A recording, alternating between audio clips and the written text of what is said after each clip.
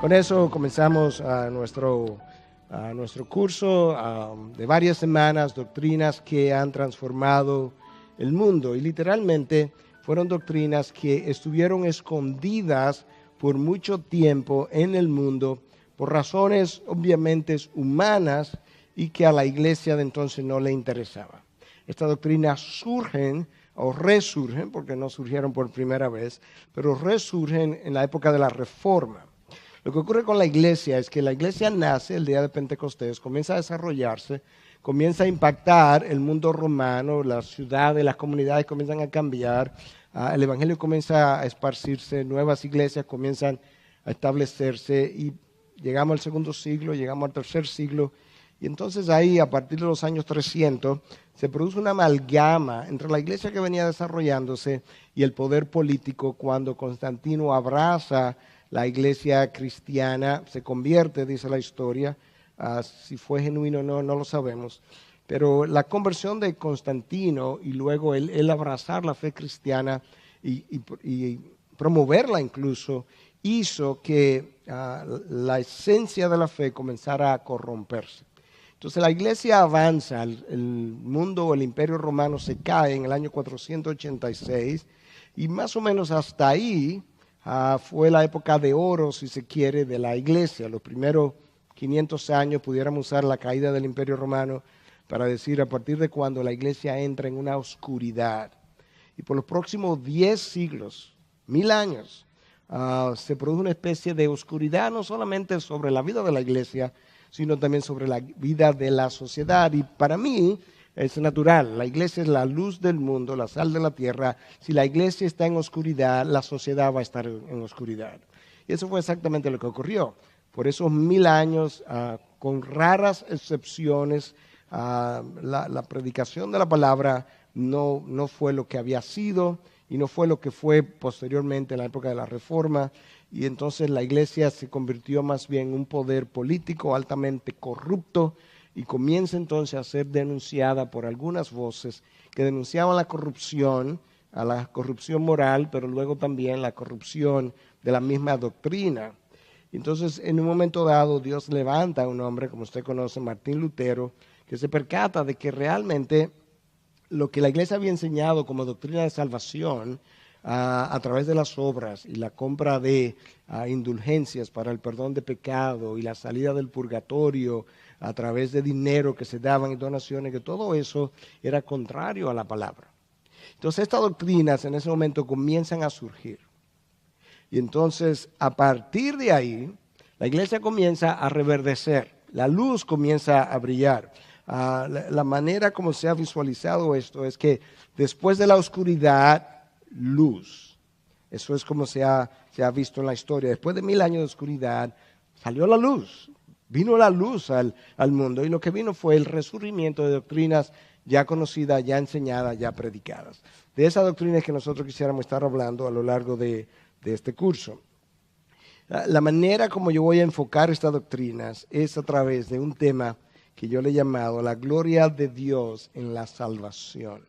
Porque al fin de cuentas, lo que estas doctrinas hacen, en mi opinión, es que, bueno, no creo que sea simplemente mi opinión, pero en la opinión de muchos, es que realmente ponen la gloria donde debe estar en lo que es la salvación del hombre. Por mucho tiempo la gloria de esa salvación ha estado compartida entre Dios y el hombre. Y lo que estas doctrinas nos ayudan a entender es, no. La gloria está exclusivamente en la persona de Dios y el hombre es un receptor de las bienaventuranzas del Señor, pero es la gloria de Dios la que está en juego y la que estas doctrinas proclaman. Entonces lo que yo voy a hacer a manera de introducción para llegar a nuestra primera doctrina del curso es hacer un pequeño puente o una pequeña introducción acerca de qué entendemos por la gloria de Dios en la salvación. Y vamos a comenzar haciendo la pregunta, ¿por qué y para qué nos salvó Dios? Si usted le hace esa pregunta al cristiano promedio, lo más probable es que la primera respuesta va a ser para que no vayamos al infierno. Y la realidad es que ese es el resultado de la razón por la que Dios nos salvó. En ningún lugar de la palabra Dios declara que la razón número uno de la salvación es evitar el infierno, porque no hay nada en toda la historia redentora donde el hombre sea el centro. Y el hombre no puede ser el centro de la historia redentora, porque si el hombre es el centro, Dios entonces pasa a un lugar secundario, periférico, y eso nunca lo veremos en la historia de Dios. De tal manera que Dios hace las cosas para su gloria y el hombre recibe las bendiciones de Dios gloriarse. Y eso es exactamente como ocurre. Mira cómo este texto lo declara en Efesios 1, 11 y 12.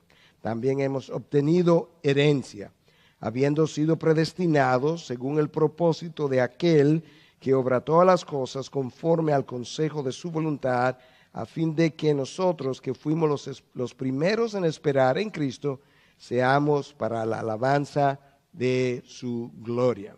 En ese capítulo 1 de Efesios, 3 veces la palabra de Dios nos habla de que Dios hizo lo que hizo para la alabanza de su gloria. Y vuelve y lo repite, para la alabanza de la gloria de su gracia. ¿Qué es lo que Dios ha hecho en Efesios 1? Nos predestinó y en Él nos escogió para salvación y lo hizo para la alabanza de su gloria. Escucha ahora otro testimonio del mismo libro de Efesios, que es el libro de la iglesia, es el libro de nosotros, por así decirlo, acerca de por qué Dios hizo lo que hizo, Efesios 2:7, a fin de poder mostrar en los siglos venideros las sobreabundantes riquezas de su gracia por su bondad para con nosotros en Cristo Jesús. Dios nos salvó para mostrar su carácter benevolente. Cada vez que Dios se gloria a sí mismo, lo que hace es que muestra su carácter. Cuando Dios muestra su carácter, nosotros le conocemos mejor. Cuando yo le conozco mejor, yo comienzo a confiar más en Él. Al mismo tiempo, yo comienzo a confiar en sus promesas. Yo comienzo a creer su perdón. Yo comienzo a creer todo lo que me ha ofrecido en Cristo. De tal manera que es para mí beneficio el que Él se dé a conocer. Pero cuando Él se da a conocer, lo que está haciendo es revelando su gloria y por tanto glorificándose a sí mismo. La motivación de Dios para salvarnos fue única y exclusivamente el amor de Dios originado en Dios y no en la criatura. En la criatura no ha habido, no habrá nada intrínsecamente bueno, digno de admirar para Dios decir, wow, mira, Miguel es tan extraordinario que hay que salvarlo. No, lo único que Dios encuentra en el hombre es maldad, es pecado. Es una desfiguración de la imagen de Dios. Y eso no es nada hermoso. De Cristo sí, el más hermoso de los hijos de los hombres, el único hermoso de los hijos de los hombres. Entonces, la motivación de Dios no es porque encontró nada bueno en ese hombre. Es como una madre que está embarazada. Nunca ha visto el hijo. Ella está encariñado con él. El hijo no ha hecho nada por ella. Ella no lo ha visto y ya tiene amor por su hijo. ¿Por qué? Porque hay algo en ella intrínseco hacia su criatura, pero tiene que ver con ella, no tiene que ver con la criatura. De esa misma manera Dios nos ha amado por algo que es automotivado, porque Dios es amor y eso es lo que Juan 3:16 dice. Ahora, cuando hablamos de la gloria de Dios, acuérdate, la gloria de Dios en la salvación, ¿de qué estamos hablando? Bueno, la gloria de Dios no es más que la expresión completa de la belleza y perfección de todos sus atributos. Cuando tú ves la gracia de Dios, su misericordia, su poder, su sabiduría, todos esos atributos en despliegue, tú estás viendo la gloria de Dios. Es lo que Él es su esencia, es lo que lo define. Cuando tú lees un texto como el Salmo 19:1 que dice que los cielos proclaman la gloria de Dios, ¿qué es lo que está diciendo? Cuando tú sales allá afuera y te paras a ver el firmamento y tú contemplas las estrellas, tú comienzas a maravillarte de su sabiduría, de su poder, de la diversidad en medio de la unidad del universo. Y tú terminas, bueno, los cielos proclaman su gloria. ¿Qué es lo que proclaman? Sus atributos, como yo acabo de mencionar. Y eso es exactamente lo que la salvación va a hacer. La salvación va a proclamar atributos que la creación no puede proclamar. Déjame decir eso otra vez. La salvación va a proclamar atributos que la creación no puede proclamar. Cuando tú miras el cielo, el firmamento, tú no dices, wow, qué gran misericordia. No, porque eso no es lo que el cielo y el firmamento despliega. Te puede admirar de su sabiduría, de su poder. Entonces ahora en la salvación Dios se glorifica a sí mismo desplegando atributos no desplegados en su creación. La palabra gloria en hebreo es kabod, que significa pesado. De manera que cuando tú pienses en la gloria de Dios, no es nada ligero, no es nada superficial. Cuando a veces decimos, ay, gloria a Dios, a veces decimos eso sin pensar, de una forma tan trivial, pero no hay nada trivial en la palabra gloria. Es algo de peso, algo grande, algo majestuoso, trascendente. Eso en el hebreo. En el griego la palabra es doxa. Y doxa es una palabra con una larga historia, pero en esencia, en sus inicios, doxa significaba hablar bien de alguien. De tal manera que cuando tú haces algo que glorifica a Dios, eso que tú haces está produciendo en el otro una buena opinión de Dios.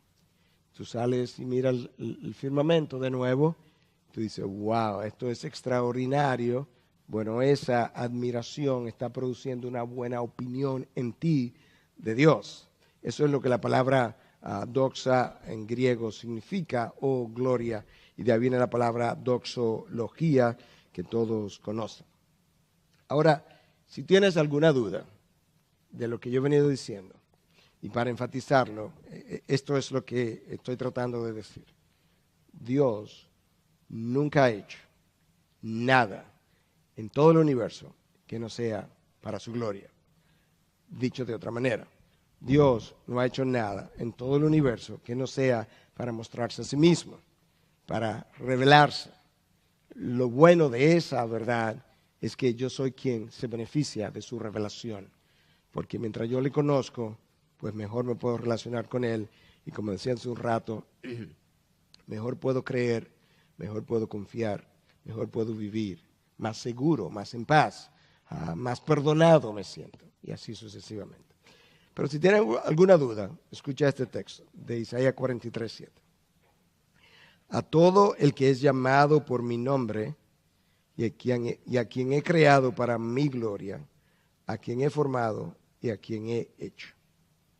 A todo el que yo he llamado, formado para mi gloria. No importa si es un creyente o incrédulo. Faraón fue levantado para la gloria de Dios. Para esto te he levantado, para mostrar mi poder sobre ti y que mi nombre sea proclamado sobre toda la tierra. Para eso te levanté, Faraón. Yo soy el Dios del cielo, de la tierra. Yo tengo el derecho y nadie tiene necesidad de cuestionarme. Si tú y yo supiéramos lo que Dios sabe, nosotros estaríamos brincando, saltando y aplaudiendo y diciendo, así mismo es Dios. Mira este otro texto, en Isaías 48, 9 y 11. Por amor a mi nombre, contengo mi ira. La restricción de la ira de Dios es por amor a su nombre. Y para mi alabanza la reprimo contigo, a fin de no destruirte. No te destruyo para mi alabanza. Porque cuando el mundo vea la restricción de mi ira santa, que tú mereces, el mundo se va a dar cuenta de cuán misericordia yo soy. Y entonces va a alabar mi misericordia. Por amor mío lo haré. Porque ¿cómo podría ser profanado mi nombre? Mi gloria, pues, no la daré a otro. Lo que es el amor de Dios por su gloria, por su nombre, es algo que está en todas las páginas de la Biblia, siendo un poco hiperbólico. Y uno de los mejores salmos, o los más conocidos, lo proclama de una manera muy clara cuando recitamos el Salmo 23. Jehová es mi pastor, nada me faltará. En lugares verdes me hará descansar, en pastos verdes me hará descansar. Me guía por sendero de justicia. ¿Qué sigue después de eso? Por amor de su nombre. David entendía a Dios hasta donde su humanidad le permitía. Dios es mi buen pastor y no me falta nada, por amor de su nombre. Su nombre es proclamado cuando a mí no me falta nada. Cuando Dios me guía por verdes pastos, su nombre es proclamado en su misericordia, en su amor, en su bondad para conmigo. Te das cuenta de cuán dioscéntrica es toda la Biblia. Si la iglesia no vive esa verdad, la iglesia no podrá afectar su mundo y su sociedad. Entonces, continuamos. Dios proclama su gloria revelándose a sí mismo. Escucha Isaías 43, 21. El pueblo que yo he formado para mí, lo formé para mí. Proclamará mi alabanza. Cuando nosotros escuchamos versículos como esos, hay una tendencia en mi rebelión y antropomorfismo o mi antropocentrismo, el hecho de que estoy centrado en el hombre, a reaccionar por dentro. ¿Pero cómo va a ser? ¿Pero cómo va a ser que Dios diga que yo lo he formado para mí? Bueno, ¿para quién me iba a formar Dios? ¿Para el vecino? ¿Para otro hombre? ¿Para una criatura por debajo de mí? Lo mejor que a mí me puede pasar es que me formen para la más alta criatura en todo el universo. Y eso es Dios, el creador. De manera que Dios tiene que ser dioscéntrico por definición, porque el universo entero se va a beneficiar de que Él haya creado algo que lo tenga a Él como eje de todo lo que se hace y todo lo que se mueve. Mira otro texto de la palabra, y todo esto es básicamente introducción a nuestra primera doctrina. Nos predestinó para adopción como hijos, para así mediante Jesucristo, conforme al beneplácito de su voluntad, ¿para qué? Para la alabanza de la gloria de su gracia, que gratuitamente ha impartido sobre nosotros en el amado. Para eso nos predestinó, para la alabanza de la gloria de su gracia. Dios entonces en la salvación nuestra ha puesto de manifiesto sabiduría, poder, misericordia, gracia y amor de manera infinita. Para hacer todo lo que Dios ha hecho, para llevar a su Hijo a la cruz, permanecer ahí en la cruz de la manera que lo hizo, Dios ha tenido que poner todos esos atributos en despliegue. Concebir, por ejemplo, que el instrumento de maldición, la cruz, sea el instrumento de salvación, tú requieres mucha sabiduría para eso. Eso ningún hombre se le hubiese ocurrido. Que el instrumento de maldición fuera el instrumento de salvación. Por eso es que Pablo dice que la cruz es necedad para los que se pierden, porque no tiene sentido que sea de esa manera. Y la necedad de Dios es más sabia que los hombres. La cruz es necedad, 1 Corintios 1:18, y la necedad de Dios es más sabia que los hombres, 1 Corintios 1:25. Eso nos da a nosotros una idea de la sabiduría de Dios. El segundo atributo es poder. Que Dios, en la persona de Jesús, en su momento más débil, emocionalmente, físicamente, y durante un tiempo cuando el Padre incluso le abandona, que Cristo, en el instrumento de maldición, haya desarmado todos los poderes de las tinieblas, eso es poder. Eso no lo puede hacer cualquier ente espiritual. Eso es poder infinito. Te pongo en un instrumento de maldición, te debilito, te deshidrato, te pongo a sangrar, te dejo solo, te abandono. Cuando tú estás ahí, tú desarmas todos los poderes de las tinieblas. Eso es lo que dice Colosenses 2:15. Eso nos da a nosotros una idea. Cuando Él va a la cruz y dice, Padre, perdónalos porque no saben lo que hacen. Eso es su misericordia en despliegue. Misericordia es no darte las consecuencias de lo que tú mereces. Merecíamos el infierno, ok, no vas a ir al infierno. Okay, pero Dios pudo haber decidido no enviarme al infierno, pero no necesariamente enviarme a la gloria. Entonces Dios primero me dice, ok, por misericordia no te voy a dar el infierno que mereces. Y por gracia tampoco te voy a dar un lugar neutral te voy a llevar a mi presencia para el resto de la eternidad. Entonces ahora en la cruz, Él pone en despliegue la misericordia que perdona los pecados y a través de la resurrección pone de manifiesto su gracia que nos ha justificado y que ahora al justificarnos nos permite entrar a la gloria. Romanos 3, 24, aunque hay múltiples pasajes que hablan de esa gracia justificadora para con nosotros. El amor de Dios quedó en despliegue en la cruz. Que Dios se crucifique por el hombre. Que aquel que no conoció pecado fuera hecho pecado para que nosotros pudiéramos ser dejados libres. Y como bien testifica 1 de Juan 4:10, en esto consiste el amor. No en que nosotros hayamos amado a Dios, sino que Él nos amó a nosotros y envió a su Hijo como propiciación por nuestros pecados. Nosotros no le amábamos. Si tú amas a Dios ahora es porque Él te amó primero. Primero te amó, luego dio a su Hijo, lo entregó, te perdonó, te prometió la gloria. Luego, a través de su Espíritu, comenzó a poner amor en ti, a verterlo, por así decirlo, a inyectarlo en tu interior, y ahora tú le amas. Pero le amas porque Él te amó primero y comenzó a formar ese amor en ti. Entonces ahora tú ves cómo en la cruz está su gracia, su misericordia, su poder, su sabiduría y aún su justicia, porque Dios no pasó por alto ya a partir de ahí los pecados del hombre, sino que en Cristo hizo pagar los pecados del hombre y de esa manera puso de manifiesto también su justicia.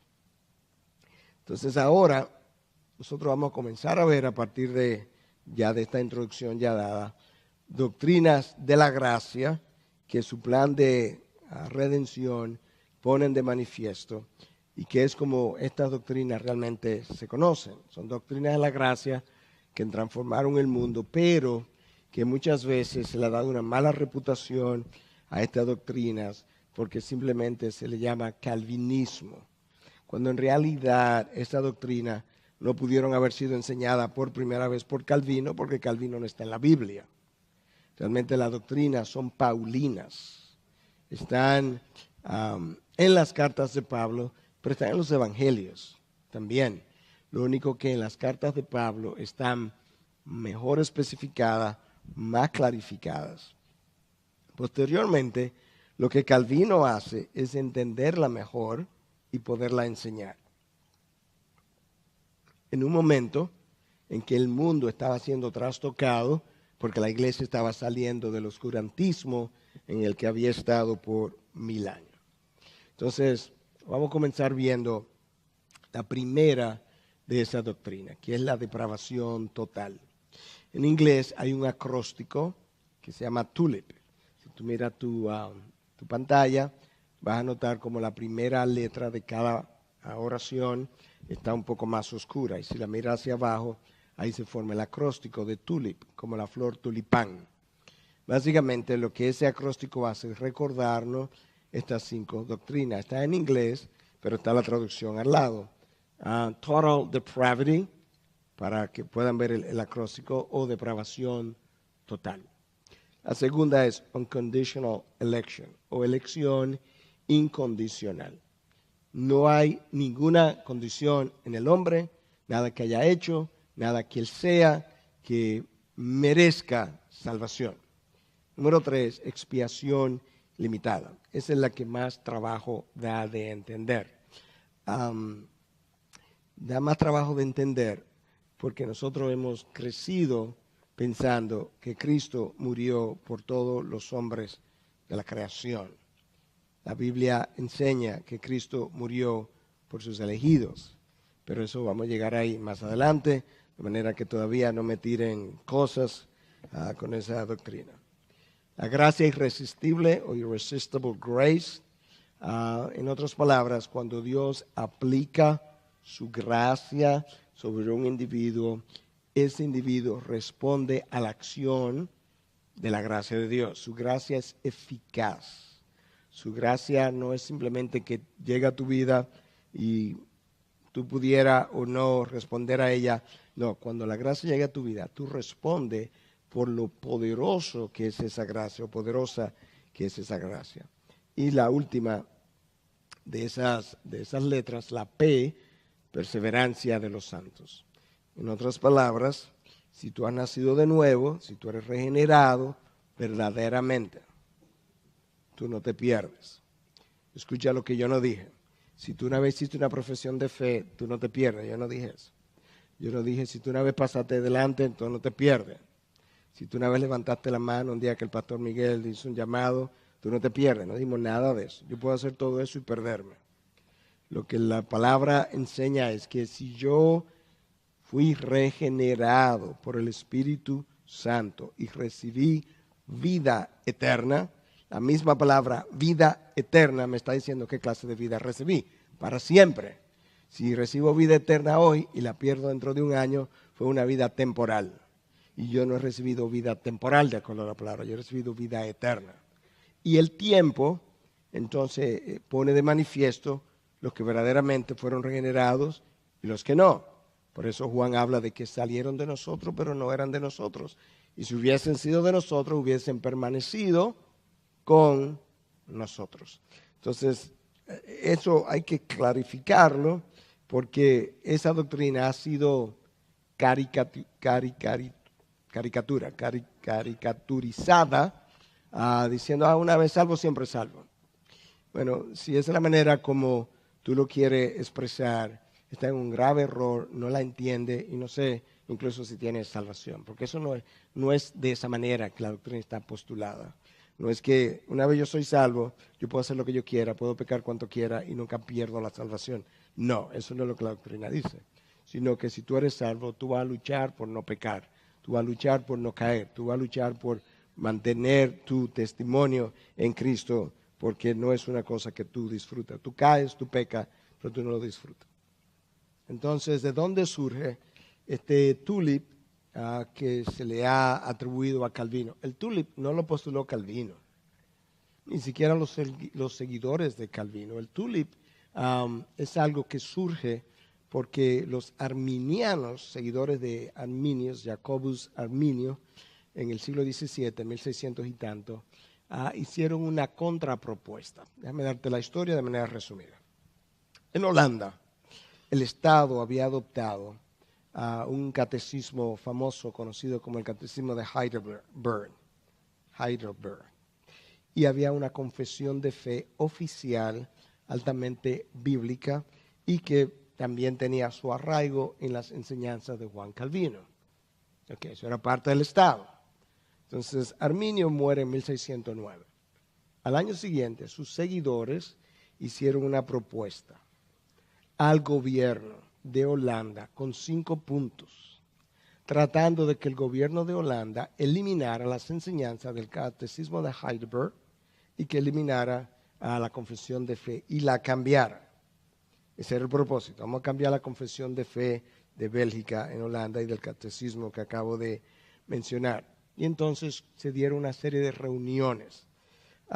El sínodo de Dort, como se llamó, se reunió en el año 1618 y se continuó reuniendo por 7 meses. Hubo 154 sesiones, 27 delegados de Alemania, Suiza, Inglaterra, Escocia.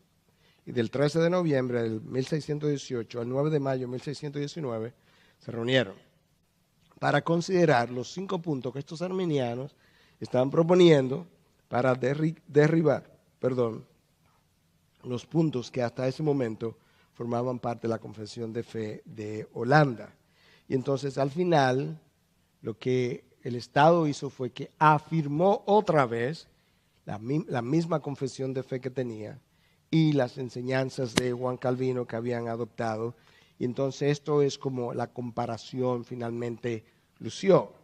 Tú tienes el arminianismo en una columna y el calvinismo en otra columna. Entonces el arminianismo postulaba que el hombre, después de la caída, continuaba con libre albedrío para escoger a Dios. La palabra enseña, tenemos que irla viendo parte por parte, que el hombre tuvo libre albedrío en el jardín del Edén, no lo tiene hoy, lo perdió, porque él, el hombre, no Dios, esclavizó su voluntad al pecado. Y entonces la contraparte de eso, del libre albedrío, es depravación total, de la cual vamos a hablar esta noche si Dios nos permite. Segundo punto. Holanda había adoptado una confesión de fe que decía que la elección era incondicional. En otras palabras, como yo decía, no son buenas obras, no hay ninguna condición en el hombre, es una elección que Dios hace. Los arminianos ripostaron y dijeron, no, la elección es condicional. Dios elige a los hombres dependiendo de si esos hombres en el día de mañana lo van a elegir o no lo van a elegir. Entonces, él sabiendo quién lo va a elegir y quién no lo va a elegir, él elige a uno y no a otros. La confesión de Holanda, las doctrinas de Juan Calvino, la palabra de Dios, que es lo importante. Olvidémonos de Calvino. Él no es el estándar. Lutero no es el estándar. Ningún ser humano es el estándar. La palabra de Dios categóricamente afirma que no hay ninguna condición en el hombre y que Dios hace eso. Eso lo vamos a ver más adelante. Número 3, la expiación limitada. Cristo vino y murió por los suyos. Los arminianos decían Cristo vino y murió por todo el mundo. De eso vamos a hablar también. La gracia de Dios puede ser resistida, decían los arminianos. La doctrina de la confesión de fe de Holanda, basada en enseñanzas de Calvino, basadas en la Biblia, decía, no, la gracia es irresistible. Cuando Dios le dice a Mateo, sígueme, Mateo deja toda su recolección de impuestos y se va y lo sigue. Cuando Cristo le dijo a Juan y le dijo a Jacobo, sígueme, ellos se levantaron, dejaron sus redes y le siguieron. Su gracia es irresistible. Cuando Cristo se le aparece a Pablo y lo tumba, Pablo no dice, bueno, yo voy a pensarlo. No, Pablo le sigue, porque su gracia es así de poderosa. Y finalmente, en la confección mental de los arminianos, ellos entendían que la salvación podría perderse. Y la confesión de Holanda establecía todo lo contrario. Entonces, ¿cuáles eran los argumentos de estos arminianos, seguidores de Jacobus Arminio? Rápidamente para revisarlo. Ya mencioné Dios elige o rechaza al hombre conforme a lo que Dios ve a través del túnel del tiempo que el hombre va a hacer. De manera que el hombre es quien decide su salvación. Ellos decían también que si Dios es soberano, 100% en la salvación, entonces el hombre no tiene ninguna responsabilidad. Y si yo me pierdo, entonces yo podría acusar a Dios de que yo estoy perdido por ti, porque tú eres soberano 100%, y eso eliminaba la responsabilidad del hombre. Todo eso lo vamos a explicar a lo largo del curso. La palabra enseña, no, el hombre es responsable, pero Dios es soberano. El hombre tiene la capacidad de creer y elegir a Dios, decían los arminianos. La palabra de Dios enseña, no, el hombre de mente pecadora no se somete a la ley de Dios y ni siquiera puede. La muerte de Cristo no garantizó la salvación de nadie, de acuerdo a los arminianos. Eso implica que en la cruz nosotros no fuimos justificados, sino que nosotros fuimos hechos justificables, potencialmente. Pero eso no es lo que la palabra enseña. A los que de antes conoció, a eso predestinó, a los que predestinó, a eso llamó, a los que llamó, a eso justificó.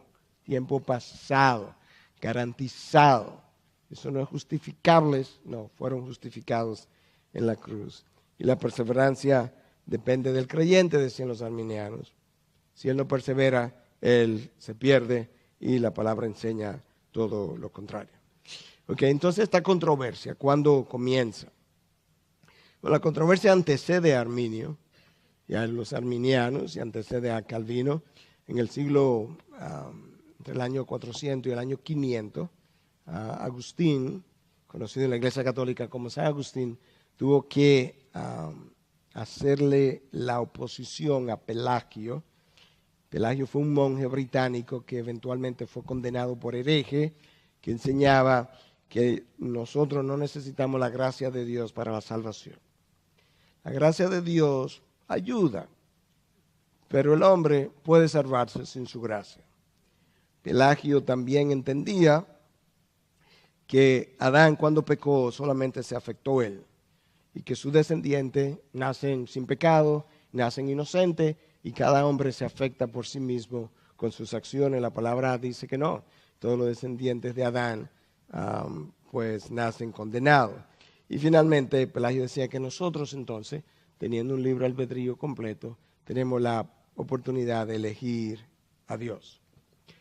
Agustín vino y dijo, no, eso no es verdad.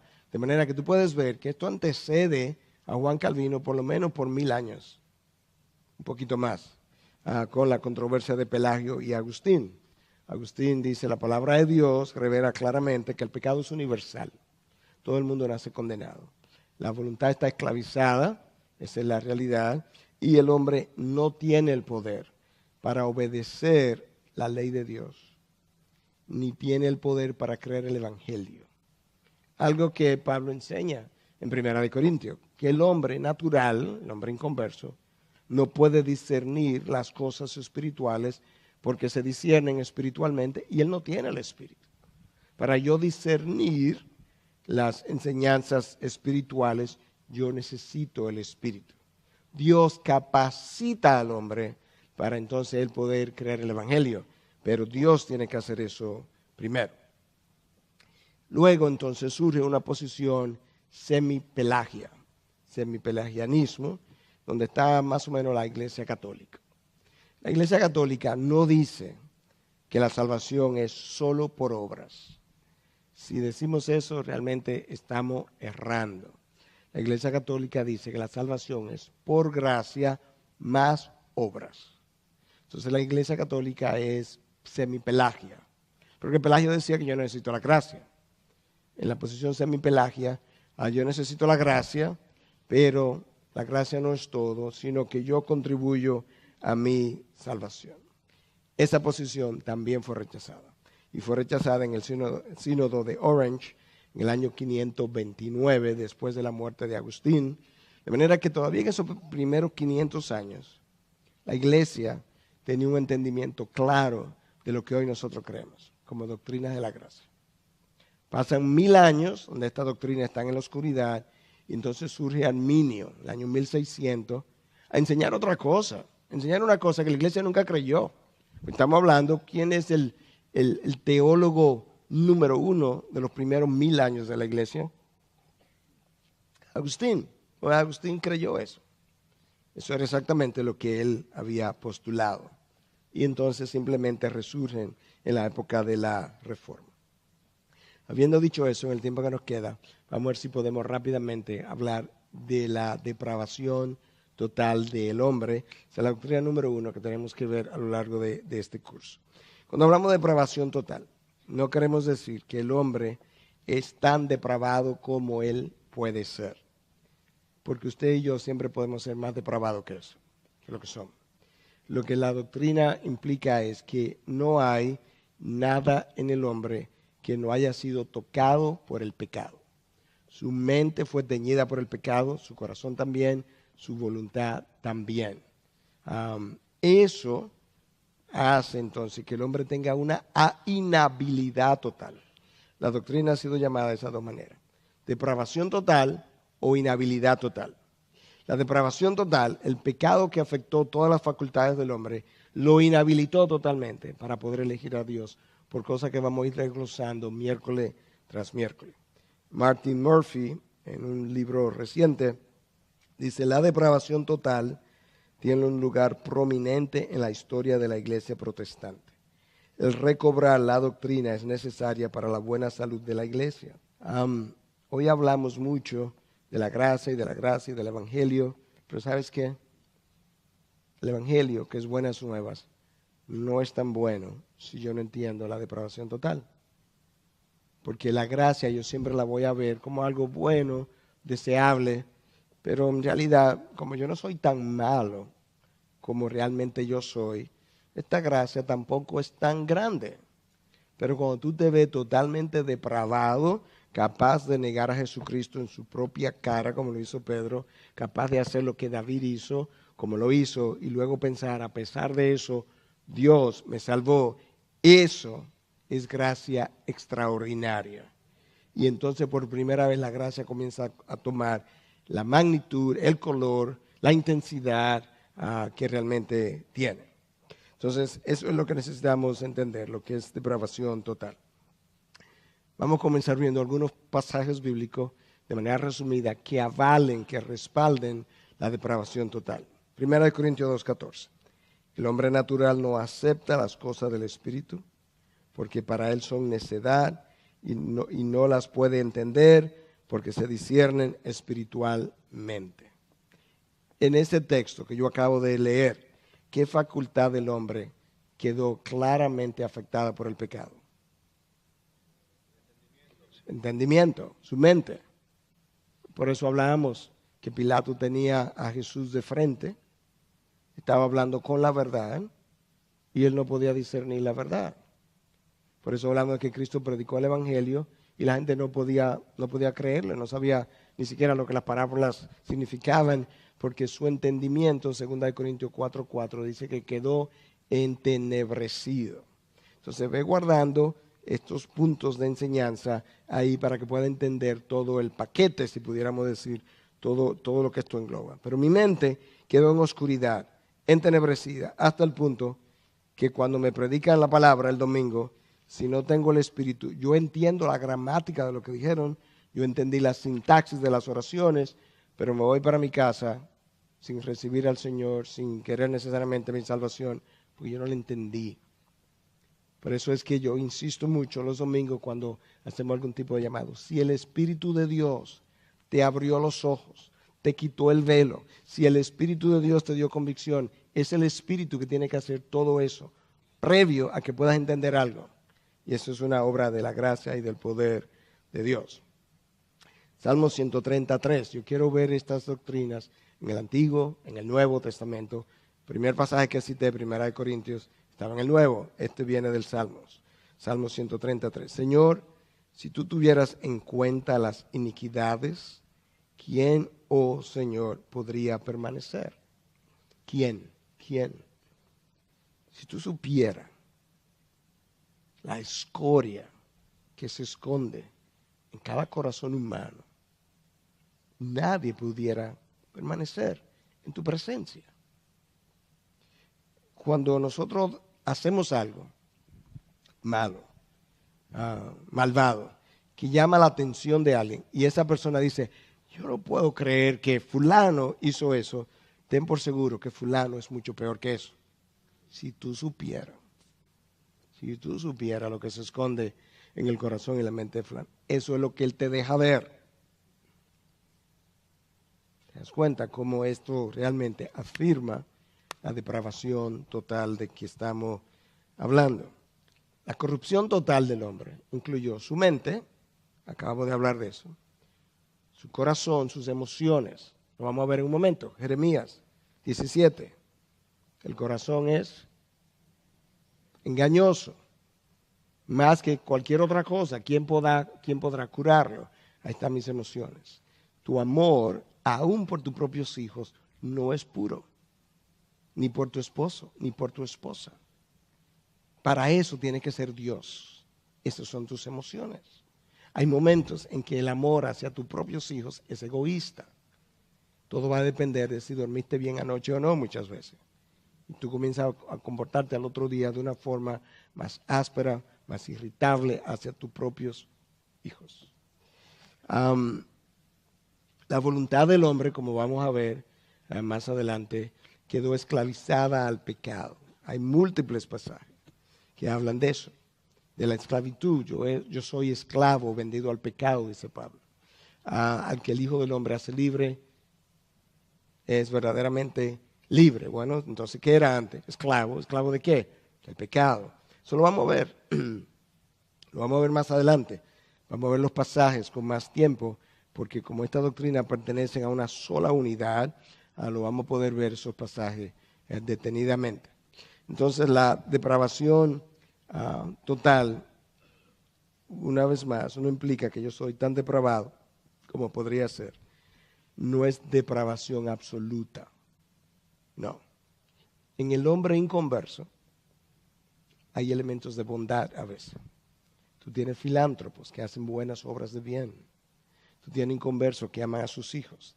Ahí hay un elemento de bondad que tiene que ver con la imagen de Dios que todavía permanece en él.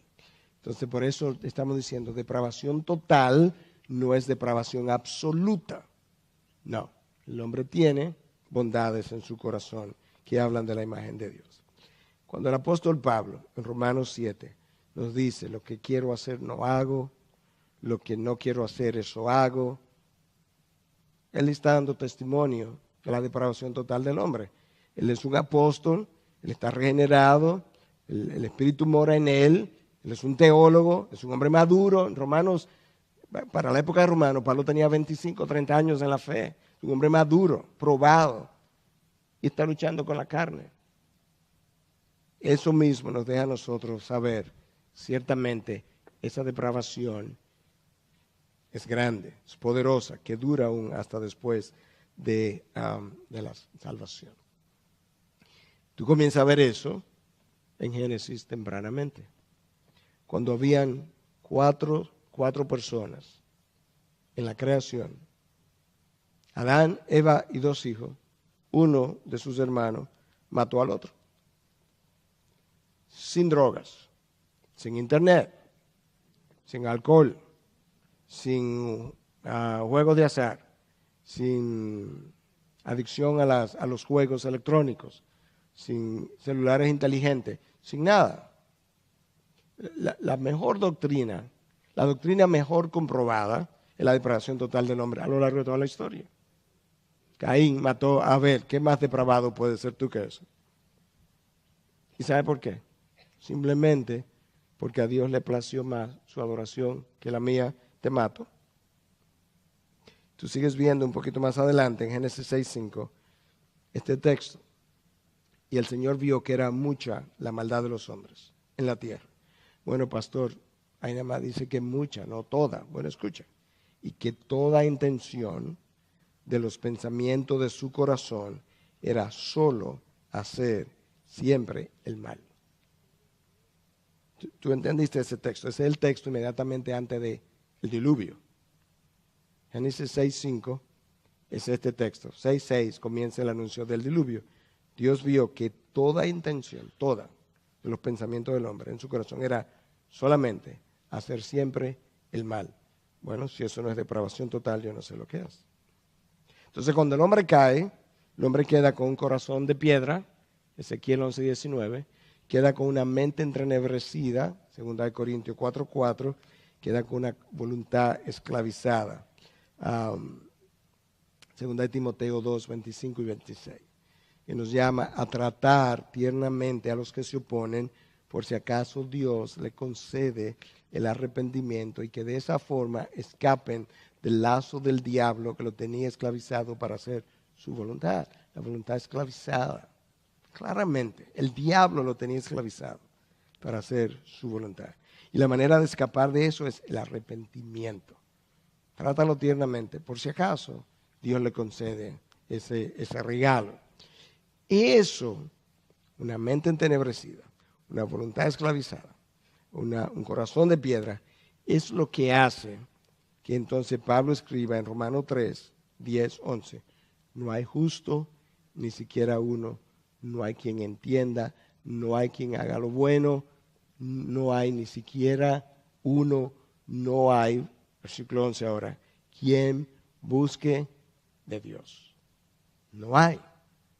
Si tú estás en Cristo hoy y pensabas que tú le buscaste, bájate de ese caballo.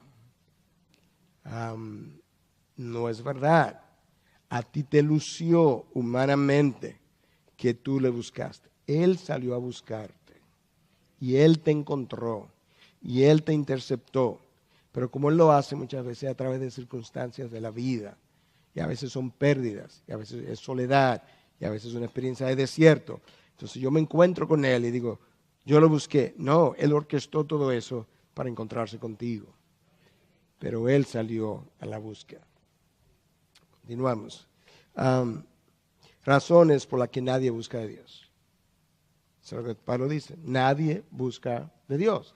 ¿Tú te imaginas el sentido de agradecimiento que produciría el que tú continuamente recuerdes? Es increíble. Yo estoy aquí adentro y yo no andaba buscando de Dios. Es la razón número 1, y esto es importante para que tú puedas entender. No es que la humanidad está buscando de Dios y Dios dice, no, yo tengo mis elegidos y ustedes no son. No, no es así. La humanidad entera no ha buscado de Dios, y luego que la humanidad entera no ha buscado de Dios, Dios ha dicho, por razones que no entendemos, hay un grupo a quien yo elegí. Pero el grupo que yo elegí no me estaba buscando. De la misma manera que el grupo que yo tampoco elegí me estaba buscando. Ninguno me estaba buscando.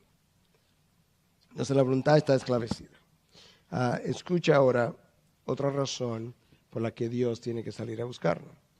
Y Él os dio vida a vosotros, que estabas muertos en vuestros delitos y pecados, en los cuales anduvisteis en otro tiempo según la corriente de este mundo, conforme al príncipe de la potestad del aire, el espíritu que ahora opera en los hijos de desobediencia, entre los cuales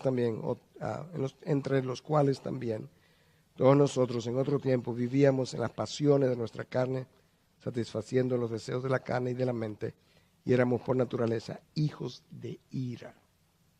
Efesios 2. Yo estaba muerto. ¿Qué puede hacer un muerto? Nada. El muerto tiene que venir a la vida primero para poder responder. Cuando Cristo va a la tumba de Lázaro, le dice, Lázaro, sal fuera. ¿Usted piensa que Lázaro oyó el sal fuera? Si lo oyó, primero hubo que revivirlo. Y después que él estaba vivo, entonces Cristo le dice, sal fuera, ven. Yo sé que tú estás vivo, sal. Pero hubo que revivirlo primero. Entonces, si yo estoy muerto en delitos y pecados, yo no puedo seleccionar a Dios, escoger a Dios, porque no tengo una mente que me permita entender las verdades espirituales. Tengo una voluntad esclavizada y no me permite ir a salir en busca de Dios. Ahí tengo un corazón de piedra que no le interesa, no siente por Dios, no ama a Dios y no quiere saber nada de Dios. El problema de la depravación total del hombre es que eso comienza en el momento en que el espermatozoide y el óvulo se juntan. En iniquidad me concibió mi madre. Literalmente. O sea, ya esa vida que está haciendo, que se va a crecer ahí en el vientre de una madre, ya es pecado. Cuando el niño sale del vientre, luz hermoso, le hacemos todas las gracias del mundo. Pero recuerde, usted tiene un pecador en la mano. La realidad, por bonito que él luzca. Bueno, no lo creo, pastor, bueno, pero quizá ahora lo crea. Salmo 58:3. Desde la matriz están desviados los impíos, desde su nacimiento se descarrían los que hablan mentiras. Desde su nacimiento se descarrían los que hablan mentiras. Pastor, pero ahí dice que desde su nacimiento se descarrían los que hablan mentira. Sí, el problema es que la palabra de Dios dice que todos los hombres son mentirosos. Y eso es una gran realidad. Desde la matriz. La razón por la que no creemos eso, la razón por la que como que reaccionamos es por el corazón que tenemos. El corazón es engañoso, más que todas las cosas, y sin remedio. ¿Quién lo podrá comprender? Jeremías 17:9. Entonces ahora tú ves el corazón, tú ves la mente, tú ves la voluntad, y tú comienzas a entender un poco mejor. Me quedan un par de versículos y concluimos con eso, para que puedan entender. Cuando Pablo está escribiendo la carta de Romanos, su carta más teológica, Pablo nos ayuda a entender muchas cosas que tienen que ver con la salvación y la inhabilidad del hombre. Yo mencioné Romanos 3, donde nadie busca de Dios. Cuando llega a Romanos 8, Pablo nos ayuda a ver una parte que es vital para yo entender hasta dónde yo estoy inhabilitado. Romanos 8, 7 y 8. Ya que la mente puesta en la carne es enemiga de Dios, es la mente del inconverso. El domingo, o aún aquí, si hay alguien que no cree en Dios, usted necesita verse como enemigo de Dios. Quizá usted no está sintiendo eso, pero eso es lo que la palabra dice que usted es y lo que yo era antes de creer. Esa mente no se sujeta a la ley de Dios, dice el texto. Porque no se sujeta a la ley de Dios, pues ni siquiera puede hacerlo. Ahí está la inhabilidad total. Esa mente, tú lees la ley de Dios, no se sujeta. Pero la razón por la que no se sujeta es porque no puede hacerlo. Dios tiene que obrar primero en esa mente para que pueda entonces ocurrir. Siguiente texto, yo lo leí, que el hombre natural no acepta las cosas del Espíritu porque tienen que ser discernidas espiritualmente. Eso simplemente refuerza Romanos 8, 7 y 8, que el hombre no puede someterse a la ley de Dios y ni siquiera puede. Y entonces, otro texto ya mencionado, Salmo 133, Señor, si tú tuvieras en cuenta las iniquidades, ¿quién, oh Señor, podría permanecer? Entonces, en resumidas, depravación total implica todas las facultades del hombre están contaminadas, teñidas por el pecado. Su mente no discierne correctamente. Su voluntad está esclavizada. Su corazón es de piedra. Cuando yo no he creído, yo tengo dos opciones con relación al pecado. Yo peco o peco. Yo no tengo la capacidad de no pecar. Cuando Cristo viene a mi vida y me devuelve la libertad y rompe la esclavitud que está en mi voluntad, Él me devuelve la capacidad de pecar o no pecar. Sin embargo, aún con la libertad de pecar o no pecar, vuelvo y peco. Porque lo que no quiero hacer, eso hago. Y lo que quiero hacer, no hago. Entonces, ¿por qué? Porque hay todavía vestigios en mí de mi naturaleza pecadora, más que vestigios. Hay huellas en mí grandes de mi naturaleza pecadora que están en mi cuerpo caído. Yo estoy regenerado hoy en mi alma. Mi cuerpo está igualito. Mi cuerpo no está redimido. El cuerpo humano no se redime. El cuerpo humano se glorifica después de la muerte. O, si Dios viene y nos lleva, entonces se glorifica después. Pero no hay una redención, una regeneración, perdón. Hay una redención en la glorificación, pero no hay una regeneración del cuerpo humano hasta que mi cuerpo no sea glorificado. Por tanto, todavía mis ojos, mi mente, mis órganos tienen deseos caídos que se manifiestan de todas las maneras posibles. Entonces, esos deseos caídos combaten contra mi espíritu. Gálatas 5:17. Los deseos de la carne combaten contra el espíritu. Un ejemplo sencillo y ahí cierro. Quiero orar, mi espíritu quiere orar. Estoy en una gran necesidad. Pero tengo hambre, pastor. Tengo hambre. Tengo desde esta mañana que no como. Y el hambre no me deja orar tranquilo. Hasta el punto que quizá tuve que salirme y a comer algo para volver. Se opuso a los deseos del espíritu. El espíritu no estaba interesado en su merienda, para nada. Pero el estómago, ahí le puse un ejemplo sencillo de algo que no es inmoral. Es una necesidad de la carne. Los deseos de la carne se oponen a los deseos de mi espíritu. Entonces, esa lucha yo la tengo. Y habla de que realmente tenemos o somos herederos de una depravación total que Adán nos regaló, lamentablemente, el día que se rebeló contra Dios. Eso cierra la primera doctrina. La próxima ocasión, entonces, vamos a ver la incondicionalidad de la elección. Cuando esa doctrina se predicaron en Europa, Europa se incendió. Esa doctrina no ha sido predicada en América Latina. 500 años después, esas doctrinas permanecen en iglesias, en su gran mayoría pequeñas, predicadas en 4 paredes y no han hecho el efecto que tuvo esto en la Europa de aquella época. Esa es la razón, mi interés, mi pasión de que estas doctrinas corran. Porque cuando el hombre entienda la salvación, cuando el cristiano entienda la salvación, por lo que verdaderamente es y no por lo que el hombre ha creído que es, eso va a tener otro color en las naciones. Y por eso le llamamos doctrinas que han transformado el mundo. Pablo transformado cuando entendió esto. Lutero transformado cuando entendió eso.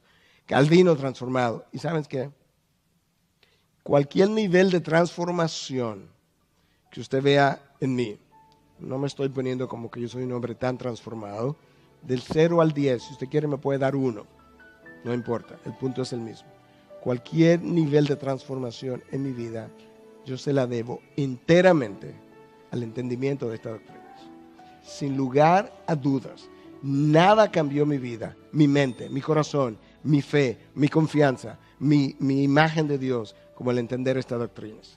Y de ahí la necesidad de enseñarla, de predicarlas, y dejarla correr y proclamarla a los cuatro vientos.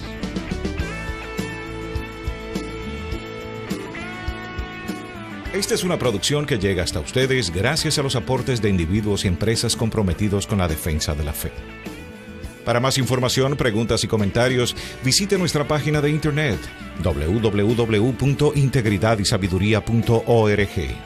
En esta página encontrará información sobre la producción de este y otros recursos que ponemos a su disposición, como también las formas en las que usted puede contribuir con la producción de programas como estos.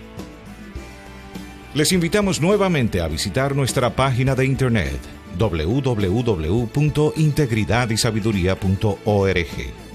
Será hasta la próxima, cuando nos reencontremos en su palabra.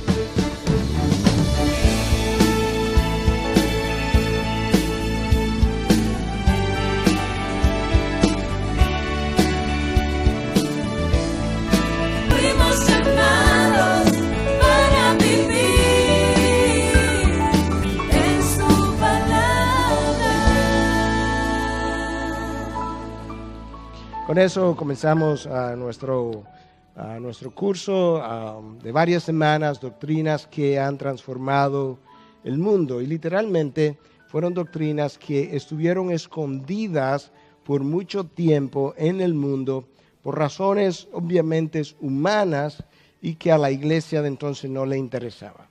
Estas doctrinas surgen o resurgen, porque no surgieron por primera vez, pero resurgen en la época de la Reforma.